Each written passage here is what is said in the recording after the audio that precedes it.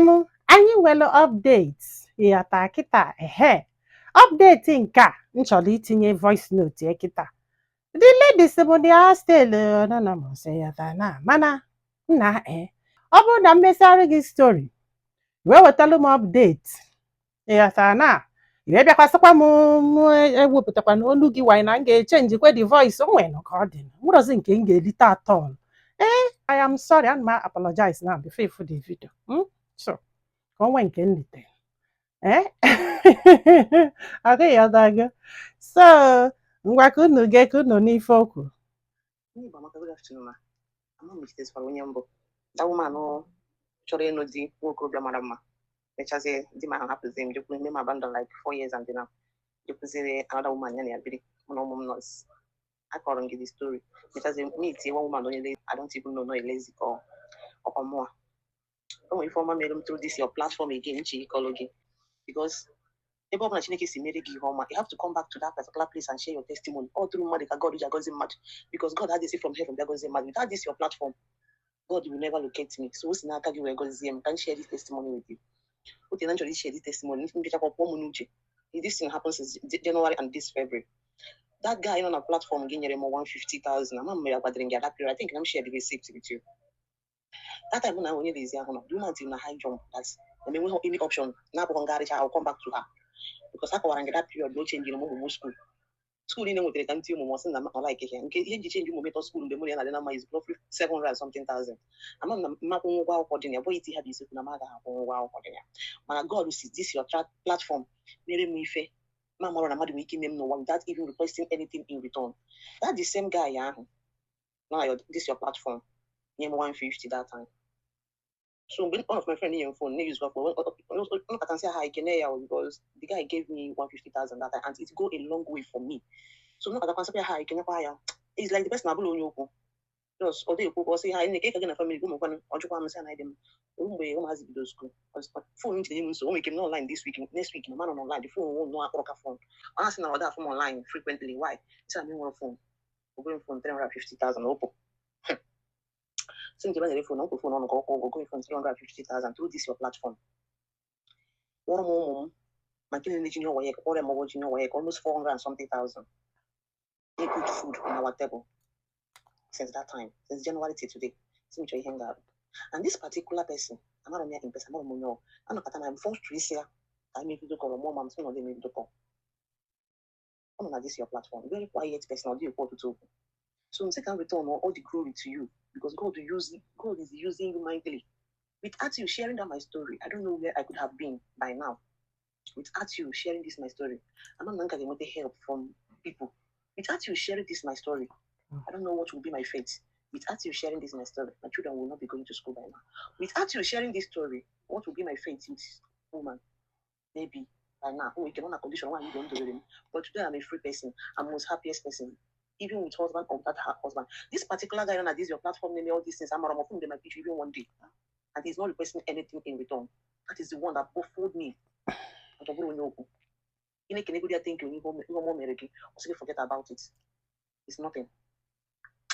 I'm not going to see can you that guy. Just I remain animals. I sure nobody should know me. Because it is to the other the guy is a very generous person. That's can return all the glory back to you. God just use you mightily in my life and my children's life. Thank you so much, ma. You will never ever lack in this life. If I am all the whole generation in will never experience poverty because he brings me out from poverty. So me, Kamadi Gana, you can give it today. Mama Kamadi will keep on a phone. Are you sure you guys are okay in this life? I'm not coming to like this. For God using you, you will never experience anything poverty. You will be going more higher and the higher. You can get more views. People will like you from east, west, north, and south, all the whole world. God will announce you, ma. God will announce you. God has not started with you yet. God will announce your name mindfully. People that don't even know you would like to know who is this woman. And so shall it be. Thank you so much, ma. Una mana me nwere ka nsi wee mara onye mere ha. I don't even know him. I can't even remember. No nya wanye 150 because na ịgbagoro ife na-enye aka buru ibu. Ọlụchukwu ji this my page alụ buru ibu. onye ịmarọ mụnwa kwụsef, you don't know me but you believed me.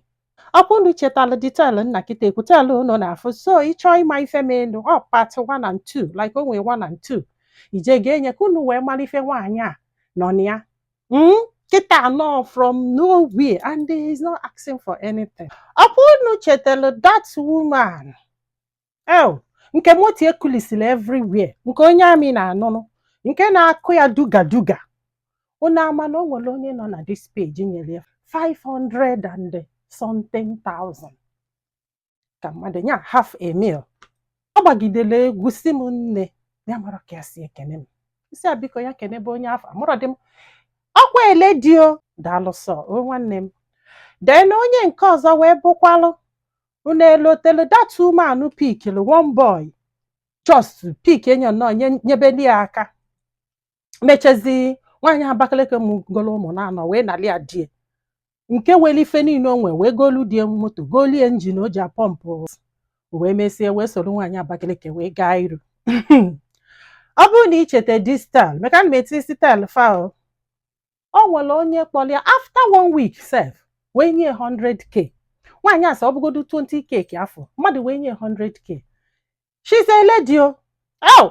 Unu elote distal na nke nwunye nwanne ya nwoke chọrọ ile ụlọ nne ya ịghọta na nke aka kọsịrị bọsị o nwere onye nyere ya 20k o ịghọta. Chukwu gọzibe gị. Unu echeta that lady dị ebe akwa nke ntịle voice note ya nke hapụrụ ọlụ ya nke die nke die chụpụrụ ọ na-alalụ n'ụlọ ụka, nke die chụpụrụ ọ na-alalụ n'ụlọ ụka. Distal ka m na-ekwu maka ya na ụmụnne m one of my fan nyere 500k 500,000 half a mil o. Then o nwekwelu a man ekwube m story that guy because amụrụ m etu m ga-esi wee kwu the story but I will mesie ka m gwa unu. O nyere 50k na the first week, nyekwu ya 50k after 2 weeks, ọ bụ 100k, total of 600 and something thousand. Unu amara nke die chụpụrụ n'ụlọ na-alalụ na chọọchị na-apụrụ ihe ọ na-alụ, nke na-alụ ọvụ dị ma na-alụ ọvịa na-alụ ọvịa. At least n'ụlọ ụka ka ọ na-alalụ onwe ike ha atagodo ụlọ. Onye nyere 500 si a wee chọọ ihe ọ ga-eme ma inyelụ ma inyeghị. Sọsọ na igelu post m sọsọ na ese nnọọ God ma igesili ma ikwughe anything.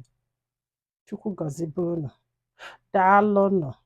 Daalụnụ Chukwu maka obi m si wee dụ. Unu niile bụ my fans. Ọ ga-adụla unu na mma, ife ọma ga na-emelu unu, nwere ka aji ifekpu unu iru. Chukwu ga na-agọzi unu. Chukwu saa aka nchawa ka nna ayọ n'isi unu niile, aka nchawa onye ọbụla nọ na peji a ga na-afụ ife ọma. Adịm ayọkwa ego, adịm ayọlụ mmadụ ego, n'ife m na-eme bụ inye m story m ga-esi enye njọ ga-ajụjụ njụsi aka ajụjụ which ga-eteki 2 weeks sometimes 3 sometimes ọ dị elusi oyotago. Mwepụta your story n'iru peji m, ndị mmadụ ga-esi enye onwe onye o metụtara n'obi inyelu gị aka, onyelu gị aka. Maka na onwego ndị bịa na peji a kwụsị onwere onye nyelu fa aka, onwere onye a na-epe iko nọọ onwe onye Chukwu metụrụ n'obi inyelu gị aka, onyelu gị aka. Daalụnụ ka ọ dị n'ụbọchị ọzọ.